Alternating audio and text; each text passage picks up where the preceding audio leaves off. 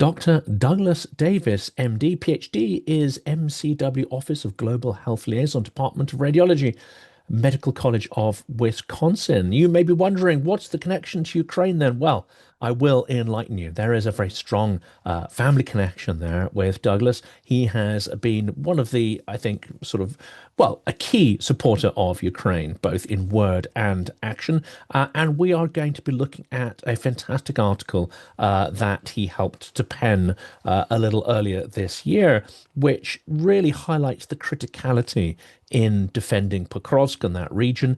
This is one of the major battles playing out. But Douglas wrote this article about the strategic risks and implications of that battle, whichever way it goes, a Ukrainian win or a Ukrainian loss. We're going to dig into those details. But before we do, let's start with a little bit of bio. Douglas, welcome to the channel. Oh, thank you for having me, Jonathan. It's great to finish our conversation that we started in Lviv just over a month ago. And such an intense yet rushed conversation. So Yeah. it's a great pleasure to be able to continue that here, and of course, hopefully in subsequent encounters as well. Could you tell the audience a little bit about then your connections to Ukraine and the whole range of activities and actions you're involved in? Because I get the impression you sort of get stuff done, and that's always impressive. Well, thank you. So I like to start out just by saying my only, claim to fame in life really is I'm Ukrainian by marriage. I like to say my wife's the rock star and I'm just the trophy husband. So my wife was born and raised in Lviv, Ukraine. She was actually one of Ukraine's first exchange students to the United States after the Soviet bloc fell in 92. She had went back, finished a year in high school, but then came to the U.S. for college, and we met while we were interviewing for medical school in '98. And then we were both at Yale for MD PhD training, and the first 10, 15 years of our early careers. So yeah. Her family is three generations of healthcare providers going back to the Soviet era, and so our connections to my first trip to Ukraine was back in '99, and so I've had the benefit of seeing how Ukraine has really miraculously moved forward, from the Soviet era to where it is now. And obviously we've been, as healthcare providers, very very interested in helping in the healthcare space, going back to even 2014 and the original starting of the invasion. But but I also like to say, I'm basically just a geopolitical hack masquerading as a boring doctor from Wisconsin, because the geopolitics of the Cold War and where leading to where we are now today, as you and I, have discussed, in our rushed conversation in Lviv, have been something of like very particular concern and focus for me, members of my family who work in have backgrounds in national security and the larger scale geopolitics, that's shaping the world. So I commonly tell people that, with my father's background, traditional Cold War warrior, we were raised to be fighting Russians from birth, basically. And that was going to be my next question, because obviously, for those who study Russia, Mhm. and don't have rose-tinted spectacles, let's say, the Yeah, threat is always implicit there. The threat yeah. and the resurgence of Russia has happened numerous times in history when Hmm. it goes on the expansion as opposed to contracting. And of course, over 400 years, the long-term view is, of course, generally towards expansion, as it's grown decade after decade at an incredible pace over 400 years. Absolutely. And of course, those who pay close attention will see the techniques it does that: divide and Hmm. conquer, Hmm. threat and coercion, cognitive warfare, Hmm. kinetic warfare, war crimes, Ideological genocide, ideological subversion. So ideological subversion, the whole toolkit. In fact, yeah. much of this toolkit was innovated and developed in Russia, that sort of Hmm. coercive toolkit. When did you, in the modern era, sort of become aware that, hang on a second, that threat, whereas in the 90s would seem to diminish, or at least our stance, our behavior assumed that it had gone away entirely, mistakenly. When did you start to think, hang on a second, here we go, there's a mounting threat?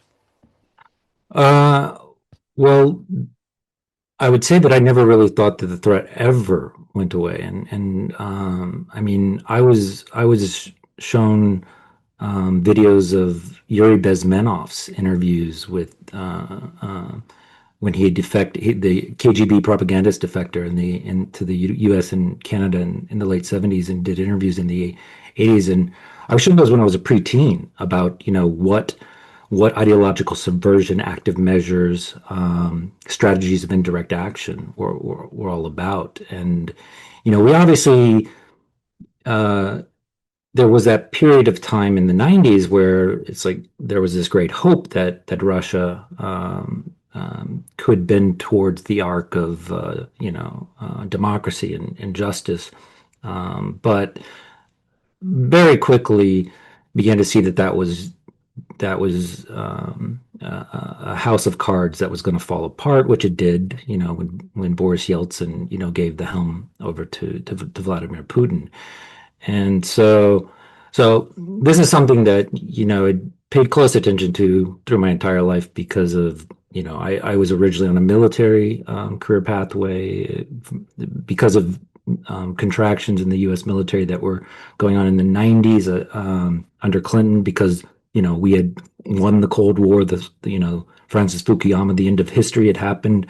I sort of diverted onto a pathway that took me into medicine and research, but never really lost that wary eye. And in fact, when my wife and I met and started dating in medical school, on our very first date, um, I made her watch Red Dawn, the classic Cold War movie. I was like, "Hey, listen, you're a former Soviet, pioneer girl who sang song to grandfather Lenin. We can date, but I need you to know where I'm coming from." So, so yeah, and then as things evolved over the 2000s, I mean, it became very clear very early on what Russia was really, um, that they never changed their stance relative to the West. I mean, the Munich Security Conference speech that Putin gave in 2007, and then actions and activities that they did moving forward from then, made it pretty clear, and that conflict with the West was inevitable. And I had the benefit of being a part of a Ukrainian family. Now going on 27 years or so. My father-in-law was one of the most brilliant, geopolitical minds.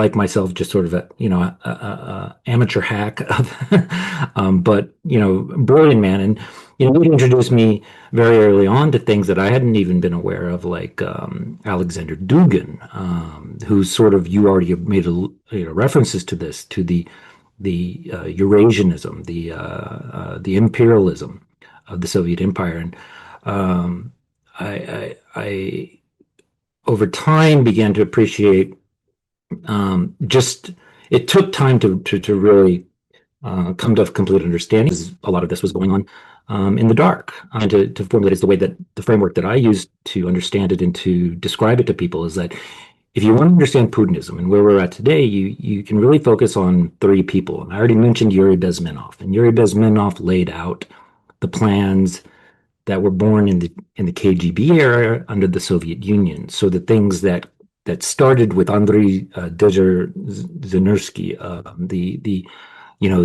the former head of the Cheka under the Bolsheviks, and who then became the founding member of the KGB.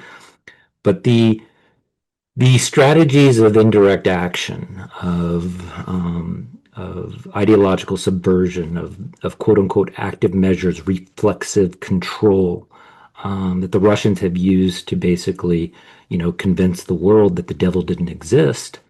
Um, uh, these have been out there a long time, and I like to use two people as just it's an oversimplification, but it's a framework of understanding that makes it easier to convey to people. Is that if you pay attention to two people, you can kind of understand what Putinism is and why we're constantly strategically surprised by some of his actions and try to write it off as irrational actor behavior, which it's not.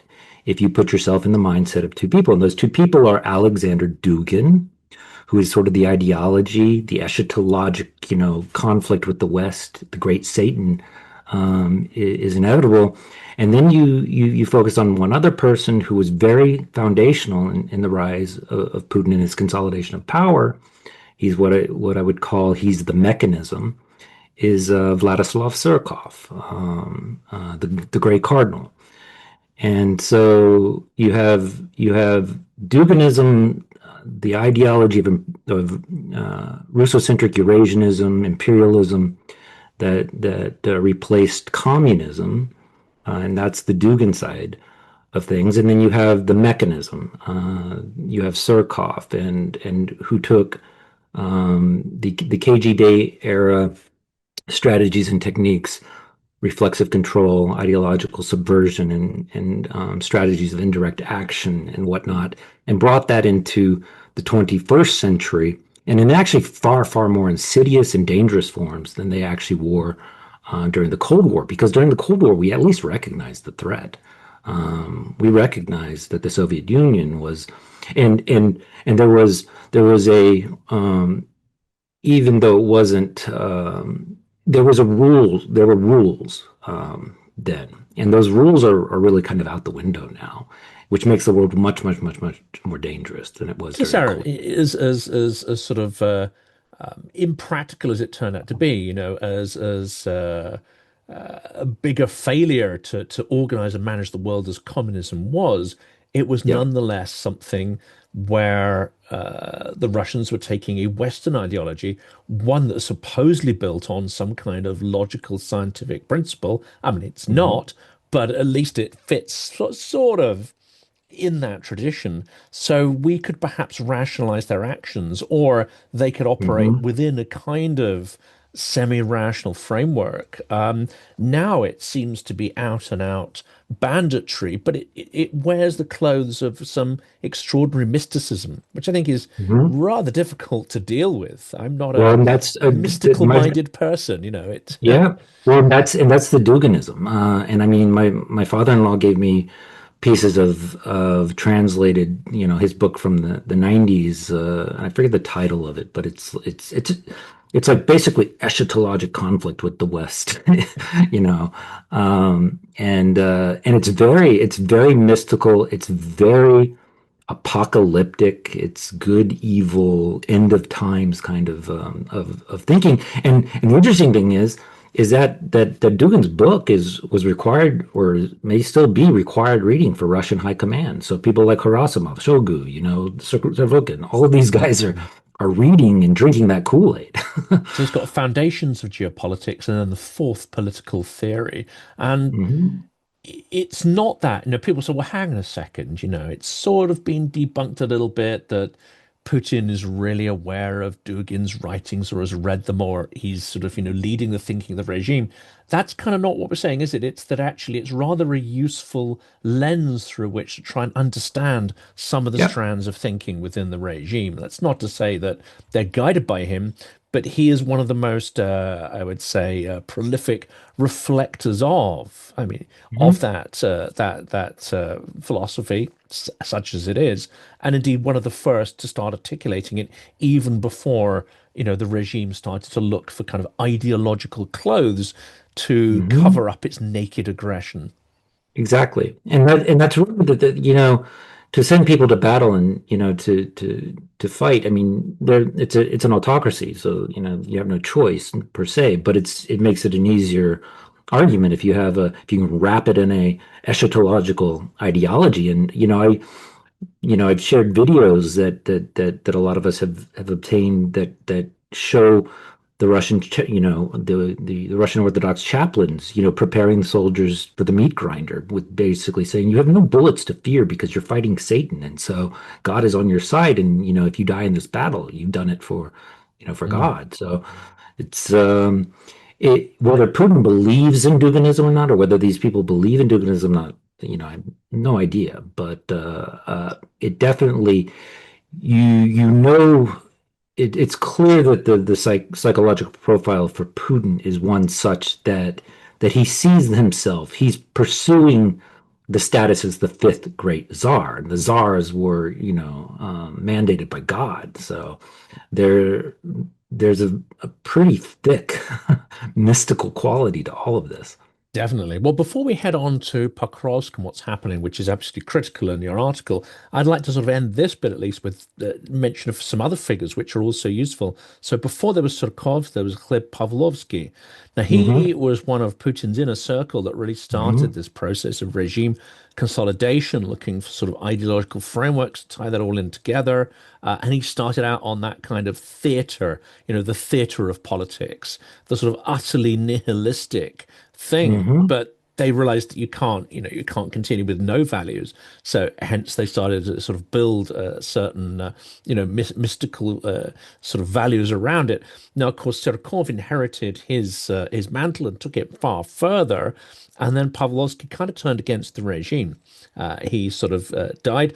I mean, no one's really claimed that it's particularly mysterious. He died of a heart attack, I think, was it last year or the year before? But Hmm. he's been an outspoken critic of Putinism, but also one of the key lenses to explain the system he helped to create. Alexander Nezvorov is another one who helped to architect Putin's neo-imperialism and has now turned against that and is Yeah. very, very vociferous. And the other one I wanted to bring up is because we've got the trinity actually of those who I think are important. There's Dugin, Sirkov, and the third in this trinity is, or this unholy trinity, is Karaganov. He's Yeah. the one that turns the ideology and the theater of politics into a geopolitical, blunt force trauma weapon. Yeah. I find him endlessly fascinating and endlessly revolting at the same time. Yeah. No, it's true. I mean, I look at I talk about Surkov often that there's I mean he is one of the most nefarious minds I think in the modern world. But I would never I study him very very deeply to it's Sun Tzu, Art of War. You must know your enemy. Know yourself and know your enemy, and you should not fear the battlefield. And there's great lessons to be learned. And honestly, one of the things that is if so impressed me about this war and what the Ukrainians have done is when you see what people like Kirill Budanov, the head of the military directorate, who was, you know, one of the key people in, establishing the early linkages with the United States and NATO militaries going back, fully to 2014, when he was under General Valery Kondratov and was part of the work with the CIA ground operations to create, the 2245 unit that's just blossomed. Is that in that evolution, they have like Kirill Budanov. I view him as like he's the anti-Surkov, and I feel like he's when you see what they have done to basically take Russian techniques that have been weaponized against Ukraine, against the West, they're now doing the same to Russia. And it's been brilliant to watch them do that. Yes, that's it. And of course, they're as ever with Russian imperialism, they're making up for certain weaknesses in the real world, for material and strategic weaknesses. Let's say on the battlefield. And with that, let's turn to the battlefield because I think your article is absolutely sort of fascinating here with your sort of collaborators on that piece. And it basically suggests, and when we've heard about Pokrovsk for many, many months, and Russia has failed to take it. Prior to this, we've had Bakhmut and other absolutely sort of instrumental battles. Um, Hmm. but these were not, let's say, sort of absolutely pivotal because I think your article states that if Pokrovsk falls, then you have that pressure on Kramatorsk and Slavyansk. And this is an Yes. absolute sort of nexus of Yes. communications hubs, transport hubs, logistic, and indeed in your own field, trauma hubs as well, to evacuate people out, get equipment in, and it opens up that whole route towards Zaporizhia, Persia and Dnipro. Dnipro. Yeah, it's a pivotal sort of struggle here, and we perhaps, although not that many people seem to have joined the dots on this, we saw an extraordinary and perhaps unique in the context of this war raid involving helicopters where Ukrainian special forces were dropped in Yes, behind Russian lines. That is, people, oh, that's bold, that's great. Actually, this is telling us something else. It's telling it us the is. absolutely strategic nature of this Absolutely. place. Absolutely. And those helicopters were U.S. provided Black Hawk helicopters that have been provided to the HER for their most elite commando fighters. But what it is it's not just Pokrovsk. Pokrovsk is just the first domino of three, and you can look on open source resources like Deep State, and you can see there are actually three adjacent pincer movements going on, pincer offensives, to encircle three key cities in the Donbass. And the major thrust right now is at the southern pole of those three, which is Pokrovsk, which, yes, they, like Bakhmut and like Avdiivka before it, there had been claims it would fall, and never, and then a year later we're still in it.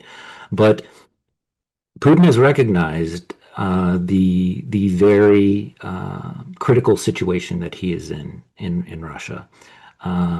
There's, like I like to say, there's two wars in Ukraine. There's the strategic war, and then there's the tactical war.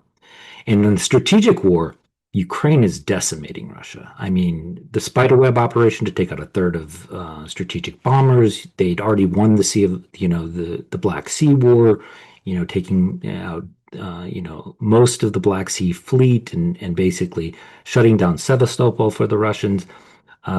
They've hit critical infrastructure, both for military production, civil manufacturing production.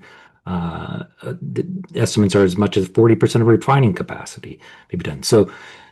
And what's Russia counter to that? They kill civilians in Ukraine. I was in Kiev. Is Shahed drones but the Ukrainians shrug it off and go about their daily lives.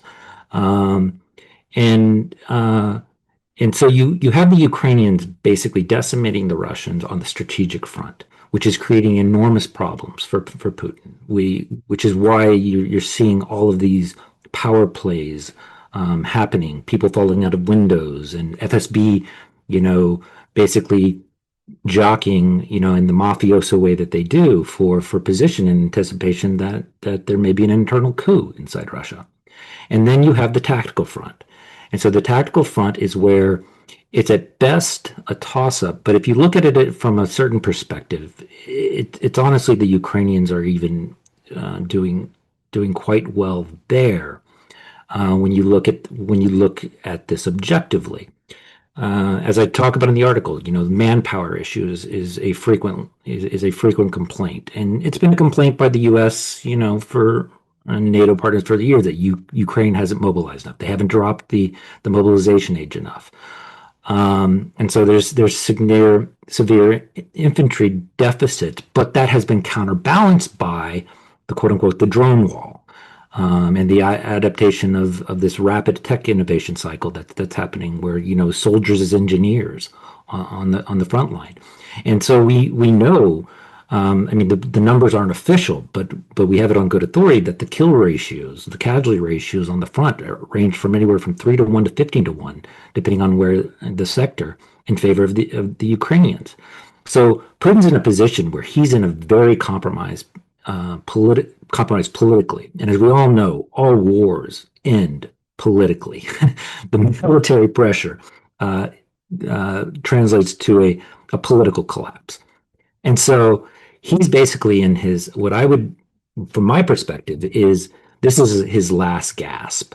And if he doesn't get a battlefield success, this winter, then he's in big trouble come the spring.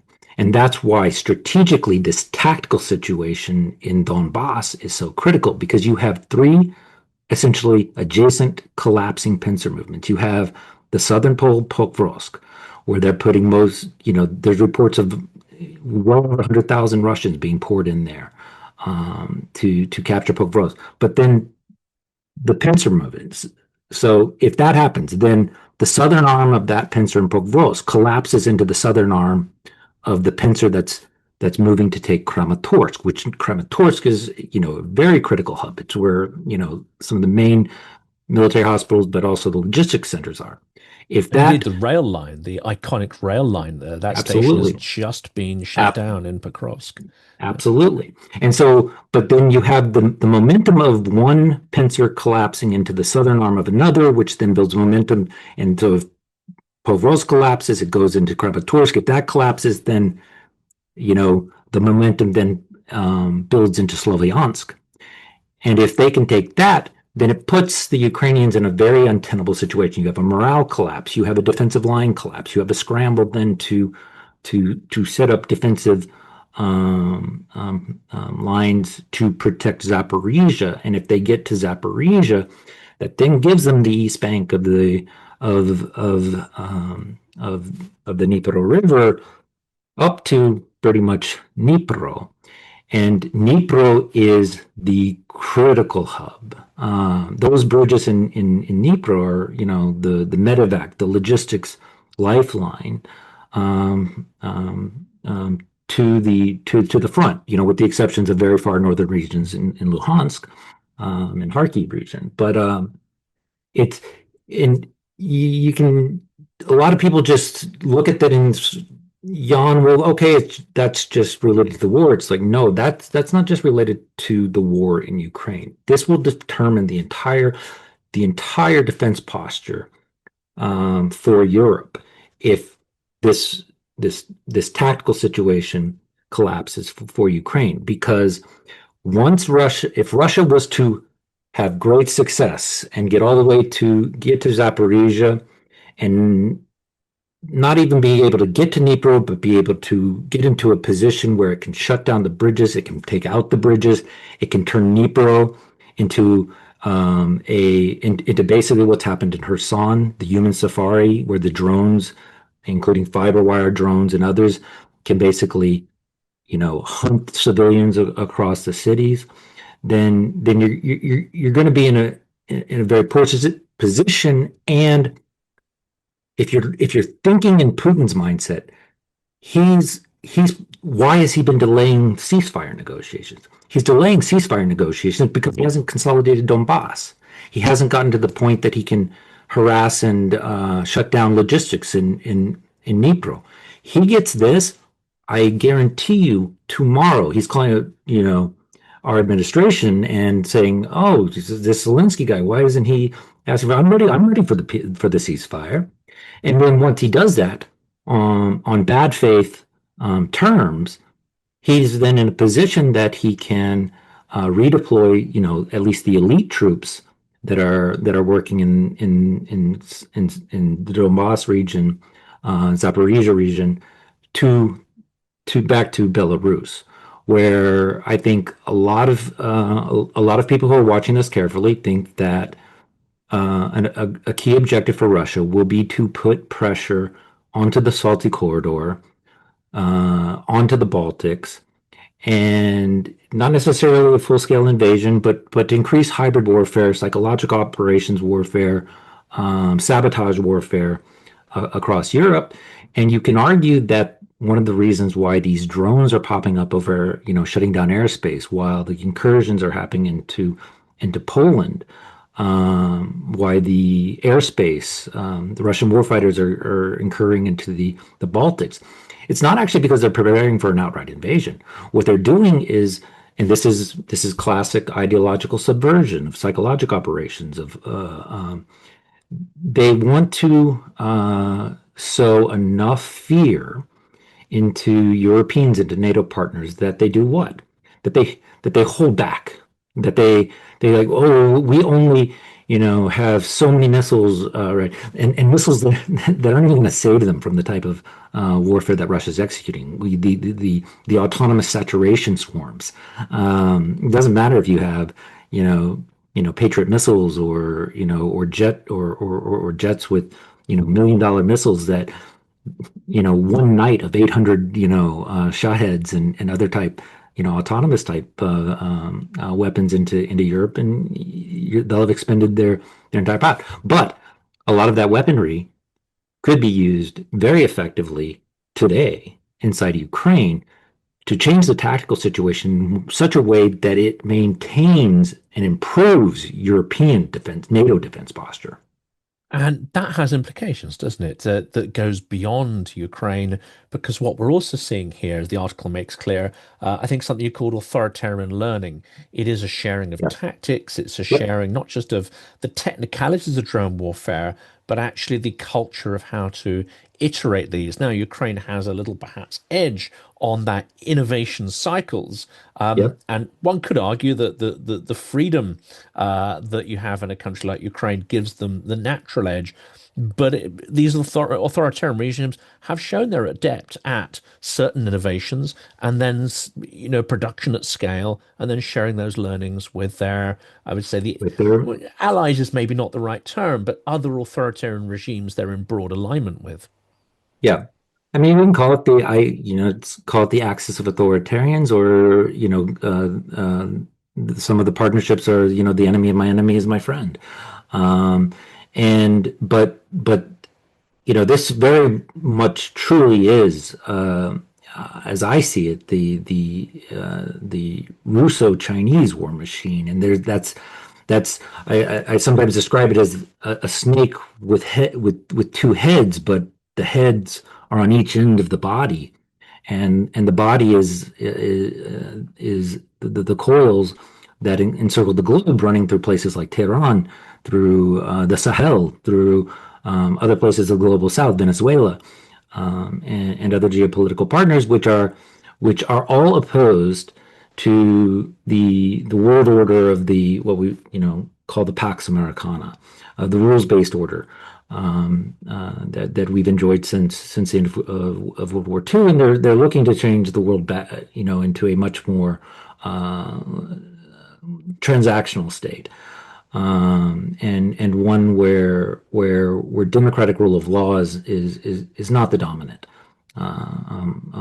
form of government and geopolitical leadership, and so what do we have now? You have, I was in Dnipro, on this last trip, when a Shahed strike back. So this is Chinese, manufactured servo of a Shahed drone that's Iranian designed, but manufactured in Russia. Now those manufacturing sites are even in places like Venezuela, as a critical node to move autonomous drone technology into the Western Hemisphere that could be utilized against the United States or our partners, in the Western Hemisphere. You have one of the things that's not talked about a lot, although it's beginning to get some press, is there's a lot of war fighters coming from Latin America that are almost certainly affiliated with the drug cartels, and I don't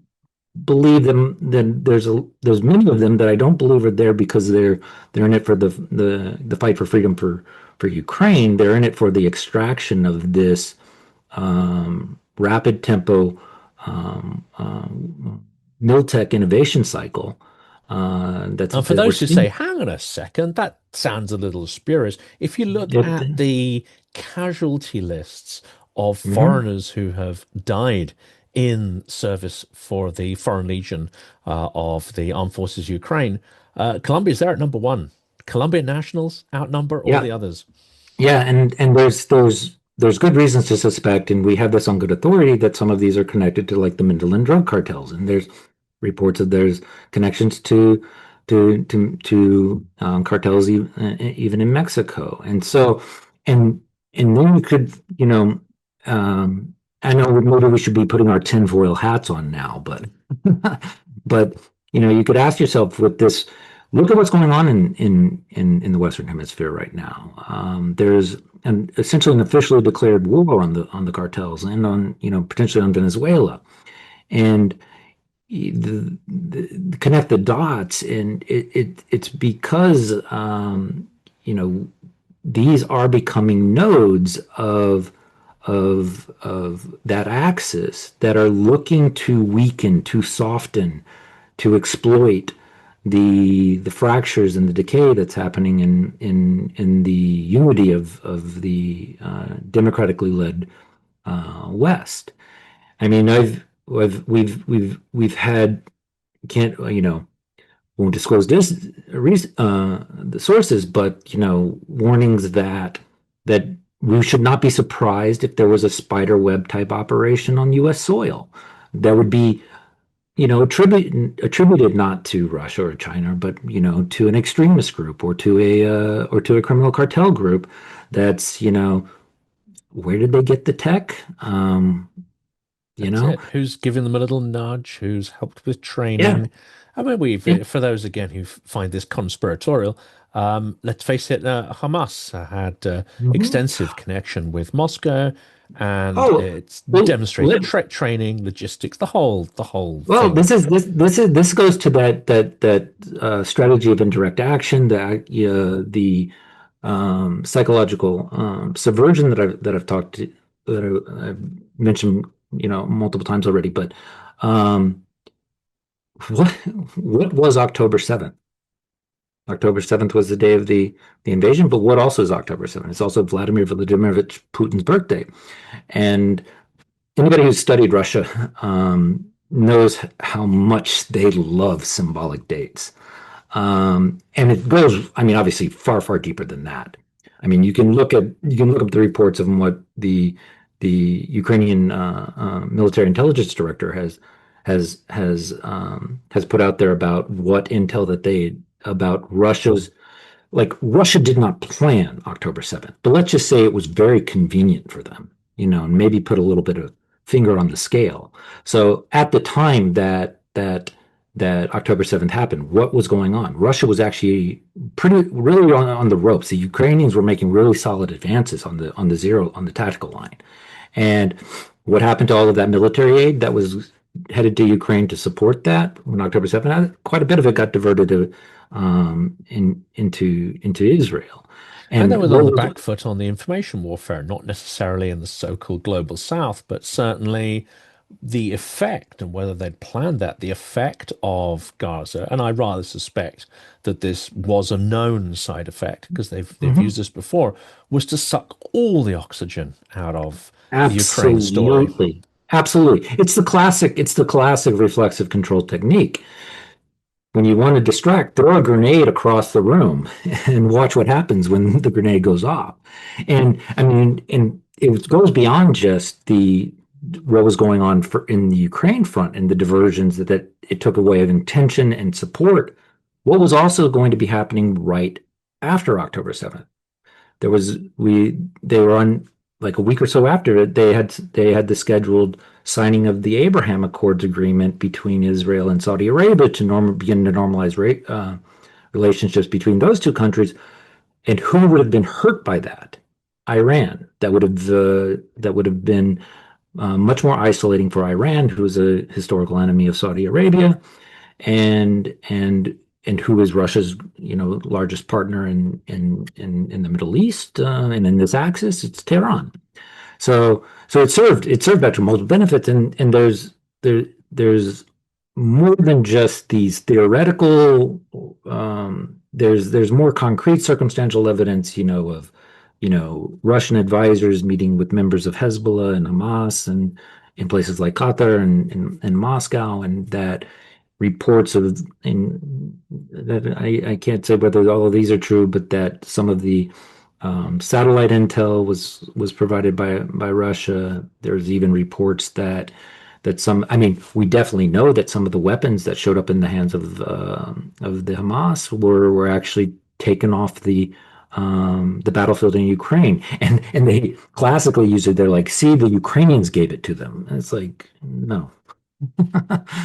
Uh, It's a multi-layered sort of informational, disinformational strategy there. And of course it worked because they also knew, oh, we're getting sort of, down a potentially a rabbit hole there, but they all sort of know the Israeli reaction, which is typically, Yeah, dare I say it, over the top makes it sound sort of trivial, but they know that the Israeli reaction is going to be massive, sledgehammer kind of yeah, reaction. And of course, they can calculate, what that would do, and then you've got the potential for active measures or investment in protest movements abroad, etc. That's not to say absolutely. that you invent those protest movements, but you can certainly help with Oh, resources and logistics and planning and strategy. I mean, let's like I'm not even going to begin to touch on the complicated politics of Israel and Gaza, but what I will say is that it's the perfect example of reflexive control. Like, how do you get the enemy, or how do you defeat your enemy without even entering the battlefield? You get your enemy fighting itself, fighting itself internally. Why does so this is a class of Surikov technique of hybrid warfare, of nonlinear warfare, which is Russia is known to send, through clandestine channels, either people and or finances and or other resources to diametrically opposed entities, in countries throughout the free world. Why? Because if everybody's at each other's throat, you're not looking. If you're everyone's looking at the enemy within, or thinking that the enemy is completely within, you're not looking at the enemy without, and you're completely distracted. And this goes if you I'll go back to it. If you go back to Yuri Bezmenov, he laid this out for us. The four stages of the Russian strategy of indirect action, of ideological subordination, were laid out for us in the 80s. First phase would be the demoralization, which is the process of creating this tribalized state using our open and free democratic systems as instruments or weapons against ourselves to create tribalism, to foment this internal discord, and then to then take that during the second phase of destabilization and to then weaponize it further, to put it into action. And then that leads to crisis, and then as Bezmenov said, then to the normalization of this new state of disorder. And you He can couldn't argue have that it's imagined the tools, could he, that were available? He couldn't have imagined the internet and the speed and scale, but the yeah, techniques that are being there employed would have been very familiar. yeah, and this is a thing of geopolitics and the human dynamics. There's nothing new under the sun in that. It's just that it's been put into hyperdrive because of the technologies. Now, the last area I wanted to focus on, we're going to head back to the dare I say it, the technology war, because what we have here, now people focus on drones and their capabilities, etc., and that's fair enough. What they ignore, though, is the ecosystem, the culture. Someone has called Yeah, it almost like a sort of service framework yeah, yeah, that allows you to iterate and combine hardware and software and change them in a very agile fashion, then integrate them within your forces, test the data in real time. Ukrainians have got very good at this, but this is a complex. This isn't just a technology you can plan and scale. It is something that you have to adopt the entire ecosystem to be able to match. And I think you make the point that NATO has singularly failed to actually fully understand yeah, what's going on here and certainly failed to counter it. And actually, the authoritarians have the edge in this innovation cycle, which is extremely dangerous for, yeah, let's say, European security. Well, not just European, American, etc. yeah. Well, and to that point, I will have to say I am a student of David Karachenko, our good friend, who you did the podcast with recently. David and are in regular communication, and he's become a close friend. And for anybody who's not following his work, you do so at yeah, at your peril. He better than I think anybody really out there has has described it, and I'm just the political hack who's pawning off of his wisdom. But yeah, it's I mean you actually when we met up in Lviv, you were leaving the country after just having been at Brave One, and I was heading in. Yeah. And Brave One is that great example of how Ukraine has taken this distributed network of a lot of it basically just grassroots innovation that started out in garages but is evolved into this very sophisticated rapid iteration cycle. We talk about soldiers as engineers essentially makeshift tech labs on the front line because the weapons cycle is unlike as David has described, weapons that would have a 6 month effectiveness on the timeline. We're down to days to weeks of effectiveness before the countermeasures are being able to produce to make a weapon obsolete. And so Ukraine has become this crucible of innovation. And it's not just in the drone tech alone. It's in the complete type of like the Delta interoperability platform that they've created, which is the equivalent of the NATO ATAC So system. battlefield management system for the Battlefield hemisphere, management right? Yeah. systems. Like I think Delta would probably make, the NATO ATAC system, the comparison would be like, Windows to DOS in terms of an operating system. And so it's really incredible to see what the Ukrainians have done. But the really scary side is that the Russians are doing this and they're now exporting it to the North Koreans, to the Venezuelans, to the Chinese. And if you don't think that the Chinese are completely revamping their potential invasion plans for Taiwan to have this same type of approach where we've all thought for years, okay, China's going to do a storm, a conventional combined arms warfare storming of the beaches, take airstrikes to take out critical energy. Now it's more likely that they're packing up shipping containers with thousands upon thousands of autonomously driven swarm quadcopter systems with fixed wing component or fixed wing intermediate to long range components mixed with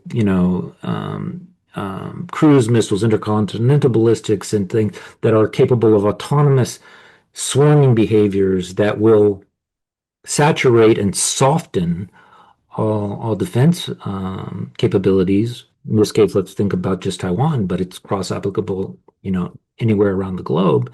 And then you bring in the traditional, conventional, combined arms warfare approach in invasion tactics. Well, in that Well, sandwich, as it were, where the conventional is maybe the sort of meat in the middle, and you've also got hybrid forming the other part of the sandwich. And of course, it's sabotage likely, the yeah. it's the sabotage. It's, they're going to be dropping ordnance on Mhm. NATO bases before we've even realized the war has begun. And I imagine doing it at scale as well as putting, It's already happening. It's already it's already happening. happening. They're It's testing it. already These happening are, in Europe. testing it in the field, aren't they?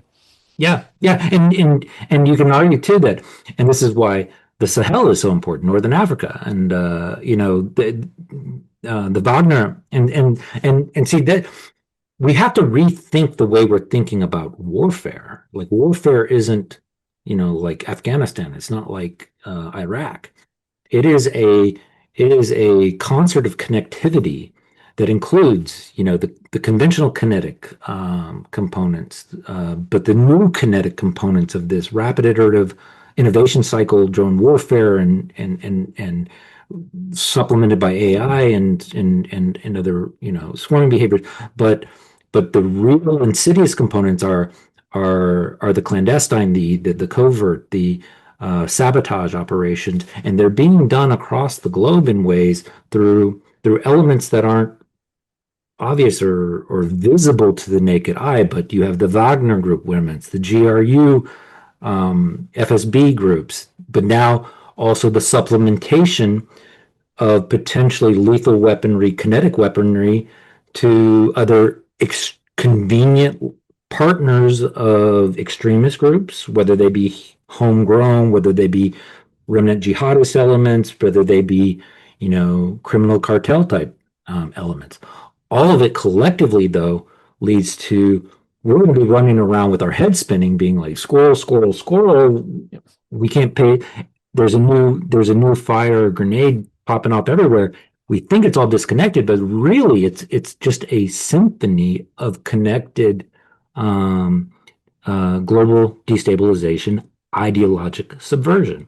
Dealing with civic disasters, left, right, and center, loss of internet, loss of power, Yeah, disorientation, yeah, the whole bases cyberspace elements. Yeah. exploding, ports going up in flames. I mean, one can Well, see. it's the global commons. The global commons is being systematically attacked, opportunistically attacked in a way to fracture us, to distract us, to foment hesitation through fear.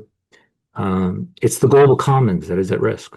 Well, I'd love to continue this discussion and, of course, dive into some of the mechanics of a Russian cognitive warfare. We're going to bring a lot of conversations around that. I've got another episode coming later this week, again, where we dig into some of the writings of Surkov and Mhm. Dugin, and how that then gets translated into geopolitical strategy by Karaganov, who is even a little, let's say, a little sharp for some of the Russians who find his nuclear threats disorienting and unnerving. But so there's going to be a lot of episodes on these things because I think they're absolutely critical to understanding what's going on. For now, though, we've got some links in the description of the video to your profiles and your details so people can check that out. And I'm immensely grateful that we could follow up on Yeah. our real world conversation online. Well, it's always a pleasure, Jonathan. Watching your podcasts, have been they've been a beacon of light and illumination. So it's really an honor and a pleasure to have been able to be on with you today, Jonathan. I mean, it's a fantastic privilege to be able to connect with individuals like yourselves. It's a shame that it's in the context of war. One would wish it was other, but there is a silver lining, and that is that we're building this network That is of like-minded people. that's my favorite word, the silver lining. There's no upside of the war, but the silver linings have been the people. Бажаємо міцного здоров'я. Ми бійці батальйону безпілотних систем Black Raven 93-ї бригади Холодний Яр виконуємо бойове завдання на Константинівському напрямку в Донецькій області. Для їх успішного виконання наш підрозділ має потребу в пікапах для виїзду особового складу на позиції, евакуації, своєчасного підвозу боєприпасів, дронів та обладнання в район ведення бойових дій. Звертаємося до YouTube-спільноти Silicon Curtain та Джонатана особисто з проханням допомогти підтримати збір, а також до Car for Ukraine та Бандера Мобіль з проханням допомогти з купівлею, підготовкою та доставкою авто на фронт. Слава Україні! Героям слава!